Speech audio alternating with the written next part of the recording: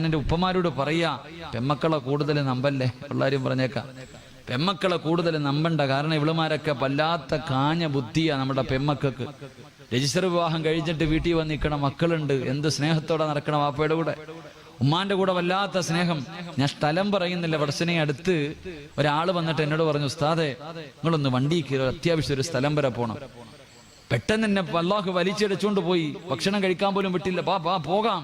പടച്ചനെ ഞാൻ ഒരു വീട്ടിലേക്ക് ചെന്നപ്പോ പടച്ചനെ ഉമ്മായും വാപ്പായും മണ്ണെണ്ണ എടുത്ത് വെച്ചിട്ട് അപ്പുറത്തിരിക്കുന്നു, ബാഗും കൊണ്ട് മോൾ ഇപ്പുറത്ത് റൂം ഇരിക്ക. അല്ലാഹുവെ കാണാൻ അടകുള്ള മുസ്ലിമായ ഒരു ചെറുപ്പക്കാരി. പടച്ചോനെ അല്ലാഹു ആപ്പയും ഉമ്മയും മണ്ണെണ്ണ എടുത്ത് വെച്ചിട്ടുണ്ട്, ഇപ്പുറത്ത് മകള് ഭാഗ്യം കൊണ്ടിരിക്ക. എന്തേ ഇവളും രാത്രി ഒന്ന് ചാടി, ആരും കണ്ടില്ല, പിടിച്ചു വീട്ടിൽ കൊണ്ടിരുത്തിക്ക, വീണ്ടും പോകാനിരിക്ക. എന്തേ ഞാൻ ഇവളോട് പറയേണ്ടത്? ഉസ്താദെ ഞങ്ങൾ ഇപ്പം മരിക്കും, ഇവള് ഇവിടെ നിന്ന് ഇറങ്ങിയ ഞങ്ങൾ ഇപ്പം മരിക്കും. ഓള് പറഞ്ഞത് കതക് തുറക്കെനിക്ക് പോണം. അല്ലാഹുവെ പടച്ചവനെ അവസാനത്തെ അവസ്ഥ എന്തെന്നറിയോ? എന്റെ പ്രിയപ്പെട്ട ഉപ്പമാരോട് ഞാൻ സ്നേഹം കൊണ്ട് പറയാ, ഉമ്മമാരോട് തമാശയും കളിയോ. ഉസ്താദെ എന്റെ മോള് മലക്കാ ഉസ്താദെ, അവളൊന്നും ചെയ്യൂല എന്ന് പറയുന്ന മാതാപിതാക്കളുണ്ട്. മക്കൾ എന്തെങ്കിലുമൊക്കെ ചെയ്യുന്നത് കാണുമ്പോൾ ആരെങ്കിലും എന്ന് പറയുമ്പോൾ അവനെ കളിയാക്കുന്നവരുണ്ട്. എന്റെ മോൾ ഒരിക്കലും അങ്ങനെ ചെയ്യില്ല. എന്റെ പ്രിയപ്പെട്ട ഉപ്പമാരോട് ഞാൻ എന്റെ അനുഭവം പറയാം. 2-3 ആഴ്ച ആയതേ ഉള്ളൂ, അതുകൊണ്ടാണ് ഞാൻ പറയണേ. അല്ലാഹുവെ പടച്ചോനെ ഞാൻ ആ വീടിനകത്ത് കയറി ചെന്നു. അപ്പൊ ഈ ഉമ്മ എന്ത് പറഞ്ഞാലും ഇവള് പോകുക. അപ്പൊ ഈ ഉമ്മ പറഞ്ഞു, ഉസ്താദെ ഇവൾ ഇവിടെ നിന്ന് ഇറങ്ങിയ ഞങ്ങൾ ഇപ്പം മരിക്കും, അവക്കൊരു കുഴപ്പമില്ല, ആ പെണ്ണിന് ഒരു കുഴപ്പമില്ല. അല്ലാഹുവെ പടച്ചോനെ ഉസ്താദെ ഞങ്ങള് മരിച്ച ഇവള് മയ്യത്തെ കാണാൻ പോലും വിടല്ലേ. ഉമ്മ പറയാ, ഞങ്ങള് മരിച്ചാൽ ഇവളെ മയ്യത്ത് കാണാൻ പോലും വിടരുത്. അവള് പറയാ, ഞാൻ വരത്തില്ല ഉമ്മ നിങ്ങളുടെ മയ്യത്ത് കാണാൻ. അതാ മകള്, ഞാൻ വരൂല നിങ്ങളുടെ മയ്യത്ത് കാണാൻ. അല്ലാഹുവെ പടച്ചോനെ ഇതൊക്കെ കേട്ടിട്ട് വല്ലാത്ത ഇങ്ങനെ ഇരിക്ക. അവസാനം ഈ പെണ്ണിനെ ഒന്ന് നന്നാക്കണമെന്ന് തോന്നിയിട്ട് അവസാനത്തെ പടിയെന്ന രീതിയിൽ ഇവള് വാപ്പാനെ പിടിച്ച് തെള്ളുക, കതോറൊക്കെ എനിക്ക് പോണോന്ന്.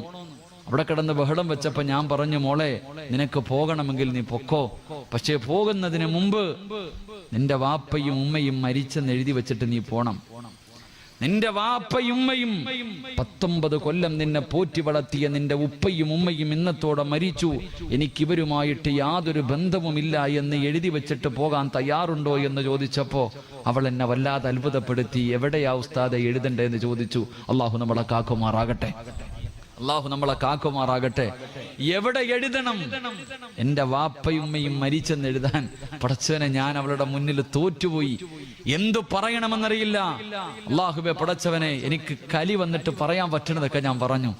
എന്റെ മനസ്സിന്റെ ഉള്ളിൽ ദേഷ്യം വന്നിട്ട് പറയേണ്ടതൊക്കെ പറഞ്ഞിട്ട് ഇറങ്ങിപ്പോയി.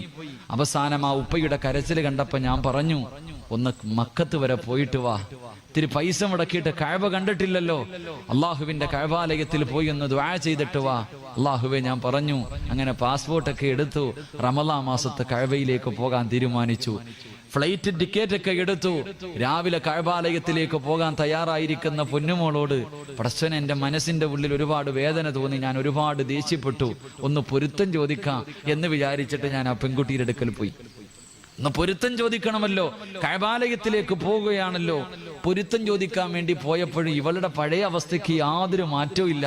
ഞാൻ ഈ പെണ്ണിനോട് ചോദിച്ചു, മോളെ പരിശുദ്ധമായ കഅബാലയത്തിലേക്ക് പോകുകയാ, കഅബ ആദ്യമായിട്ട് കാണുമ്പോ എന്ത് ചോദിച്ചാലും അള്ളാഹു തരും, നീ എന്ത് ചോദിക്കും? കഅബയിൽ പോക, റമളാൻ മാസവാ, അള്ളാഹുവിനോട് എന്ത് ചോദിച്ചാലും അല്ല തരും. നീ ആദ്യം കഅബ കാണുമ്പോ എന്ത് ചോദിക്കും? ഉസ്താദെ എനിക്ക് അവനെ വേണം, ഞാൻ അതേ ചോദിക്കത്തുള്ളൂ. അള്ളാഹു നമ്മളെ കാക്കുമാറാകട്ടെ, അള്ളാഹു നമ്മളെ കാക്കുമാറാകട്ടെ. പരിശുദ്ധമായ കഅബയിൽ ചെന്നിട്ട് കഅബ ആദ്യമായിട്ട് കാണുമ്പോ അവള് പറഞ്ഞൊരു മറുപടി ഉണ്ട്. അവസാനമായിട്ട് ഇത് ഇപ്പോഴല്ലേ കാണാൻ പറ്റൂ, ഇനി കാണാൻ പറ്റൂലല്ലോ. ഇപ്പോഴല്ലേ കാണാൻ പറ്റൂ. അമുസ്ലിമായ ചെറുപ്പക്കാരന്റെ കൂടെ 21 വയസ്സ് തികയുമ്പോ പോകാൻ കാത്തിരിക്കണവളാ. അവളാ പറയണത്, നീ ഒരിക്കലും കാണാൻ പറ്റില്ലല്ലോ, ഒന്ന് പോയി കണ്ടിട്ട് വരാം. അള്ളാഹു നമ്മളെ കാക്കുമാറാകട്ടെ. അതുകൊണ്ട് എന്റെ ഉപ്പമാരോട് പറയുന്നു, ഉമ്മമാരോട് പറയുന്നു, ഇതുപോലെ കണ്ണിനീര് കുടിക്കുന്ന എത്രയോ കുടുംബങ്ങളുണ്ട്, നമ്മൾ അറിയാഞ്ഞിട്ടാ. അള്ളാഹു ആ പൊന്നുമോക്ക് ഹിദായത്ത് കൊടുത്ത് അനുഗ്രഹിക്കുമാറാകട്ടെ. അള്ളാഹു ഹിദായത്ത് കൊടുത്ത് അനുഗ്രഹിക്കുമാറാകട്ടെ. അതുകൊണ്ട് ഞാൻ പറഞ്ഞു വരുന്നത്, എന്റെ പ്രിയമുള്ളവരെ, തല്ലണ്ട സമയത്ത് തല്ലണം. അള്ളാഹുവിന്റെ പ്രവാചകം പറയുകയാണ്, അള്ളാന്റെ റസൂല് പറയുന്നു, സഹാബാ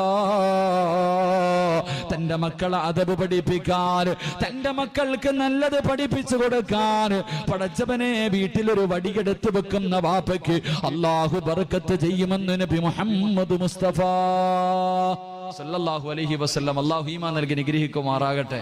അല്ലാഹു ഈമാൻ നൽകി നിഗ്രഹിക്കുമാറാകട്ടെ. അതുകൊണ്ടൊരു